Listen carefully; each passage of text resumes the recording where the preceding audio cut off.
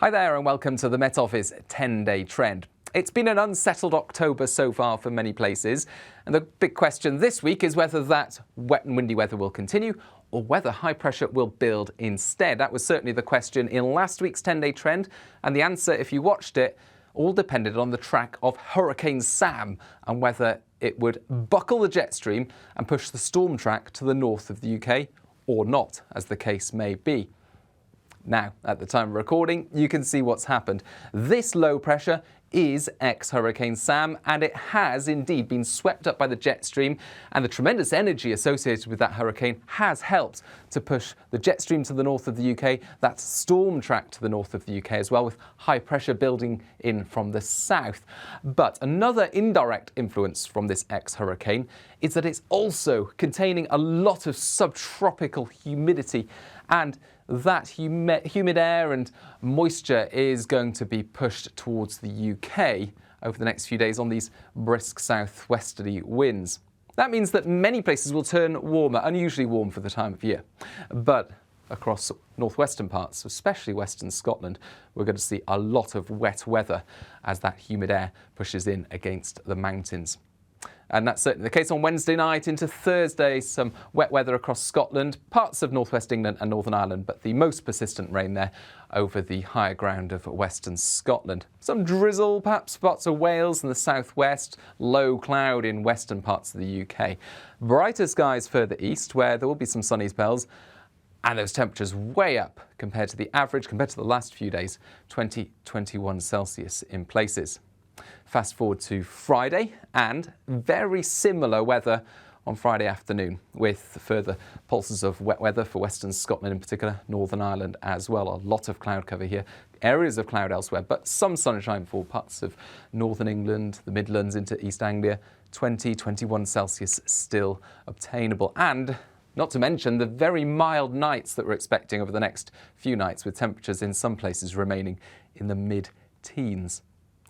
Now, the rain easing off for a time across western Scotland on Friday daytime, but another pulse of very persistent and heavy rain arrives on Friday night into Saturday morning. And overall, from Wednesday night through to the middle of Saturday, these are the kinds of rainfall totals we're expecting for western Scotland over some of the higher parts of Argyll and West Highland. We're expecting 70 millimetres and perhaps in a few of the wetter spots 150 millimetres. So rainfall warning in force, risk of localised flooding, but of course it has been a relatively dry year so far in western Scotland. The rain finally eases on Saturday afternoon and the weather front now starts to push south. As it does, it brings a lot of cloud cover to the UK on Saturday afternoon, best of any brightness in the far southeast and the far northwest. A warm day to come for many, 19 or 20 Celsius possible in the southeast under any of those cloud breaks, but fairly drizzly and damp with a lot of low cloud where we've got this weather front. Scotland, Northern Ireland, Northern England, and then that pushes into parts of Wales, central England, and by Sunday morning it's clearing south, but really is a very weakening feature, so no more than a few dribs and drabs of rain. And by Sunday itself, it's an area of cloud in the southeast with brighter skies following for much of the UK. So a dull start, brightening up through the day.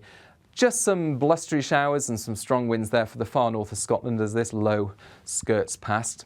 And feeling cool where that happens, with slightly colder air pushing its way southwards behind the front. But it's going to take a few days, I think, because it's still fairly warm for the time of year on Sunday afternoon. And you can see how the high pressure by this stage is anchored to the southwest of the UK. And what that means is increasingly the winds are going to be coming around the top of that high pressure, and we're going to see a colder direction with that wind flow. Instead of southwesterlies, it's much cooler north to northwesterlies. The jet stream as well coming in around that, and really forward to the middle of next week, little change. That high pressure centred to the southwest of the UK, the jet stream coming in around top of the UK, crossing Iceland there. And one uncertainty, I think, for the middle of next week is this dip in the jet stream, how much that will influence eastern parts of the UK, because there is a chance that we'll see some showers into the far north and the east, toppling in around this high pressure, and perhaps some longer spells of rain. Some uncertainty about that. But the main emphasis for next week is that high pressure is going to build. It's going to turn things much more settled, much drier compared to October so far. It will also be turning colder, and with that high pressure in place, with any clear skies at night, of course, in some rural spots, I think we'll see some frost and some fog patches overnight and into the mornings. Now, later next week, the signal is the high pressure may drift a little bit further east. That would cut off some of the colder airflow, but also perhaps bring some more unsettled weather to the far north and northwest of Scotland if the high pressure is in a certain location. But overall, the high pressure will continue to dominate conditions throughout next week. That's the most confident part of the forecast, and that means that where we do see some clear skies at night, we'll see frost and fog, and where we see some sunshine by day, it will be pleasant enough. So overall, throughout next week, it's going to be turning colder. This graph shows it well. This is the temperature trend for Leeds. The red line here is the average for the time of year out to the next couple of weeks. And you can see how the temperature boxes there, the red boxes here, daytime temperatures well above average, up to 20 odd through the weekend, and then really dipping quite significantly through to the start of next week until they're a little below average for the middle of next week, but not much. We're looking at 12 to 14 Celsius, I think.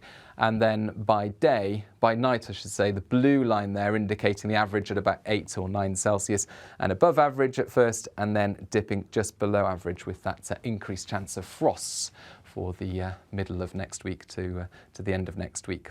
So overall, high pressure in charge throughout next week, mostly a lot drier than it has been, but not entirely dry. We will still see some showers or rain at times, especially in the far north.